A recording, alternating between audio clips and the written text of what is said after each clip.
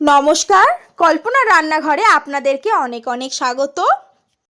আজকে বানিয়ে নিয়ে চলে এসেছি সন্ধ্যেবেলার টিফিনের জন্য ভরপুর সবজি দিয়ে একটা চাউমিনের রেসিপি।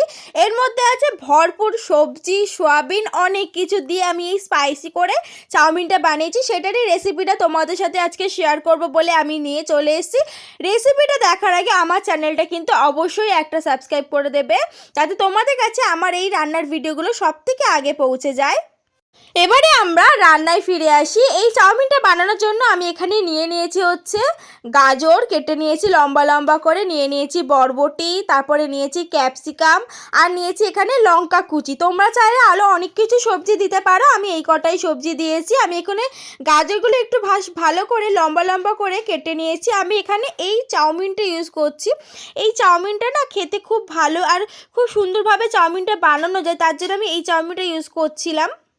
প্রথমে আমি কড়ার মধ্যে দিয়ে দেব হচ্ছে অনেকটা পরিমাণ জল। এটা আমি যেহেতু বয়েল করব, তার মধ্যে এখানে দিয়ে দিয়েছি হচ্ছে একটু সাদা তেল।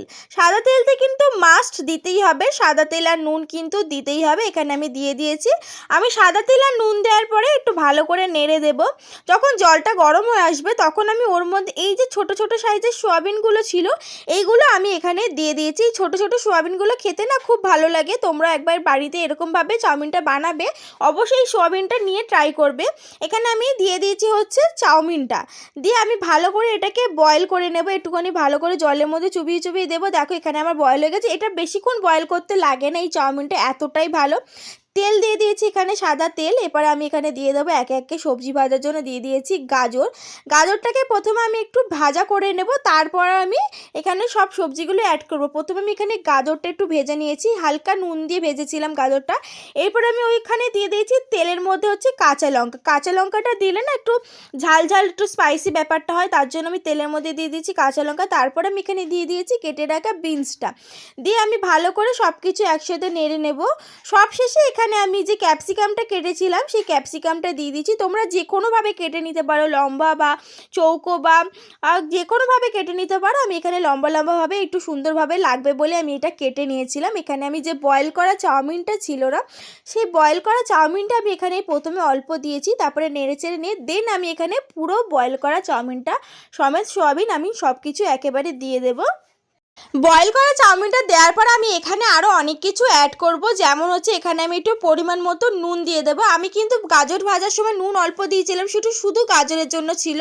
এবার আমি এখানে ফাইনাল দিয়ে দিচ্ছি, এখানে দিয়ে দিয়েছি পরিমাণ মতো নুন, তারপরে দিয়ে দিচ্ছি একটু মিষ্টি, তারপরে এখানে দিয়ে দিচ্ছি অরিগানো। তোমাদের বাড়িতে যদি অরিগানো থাকে দিতে পারো, বা যদি না থাকে সেটা স্কিপ করতে পারো, কোনো অসুবিধা নেই।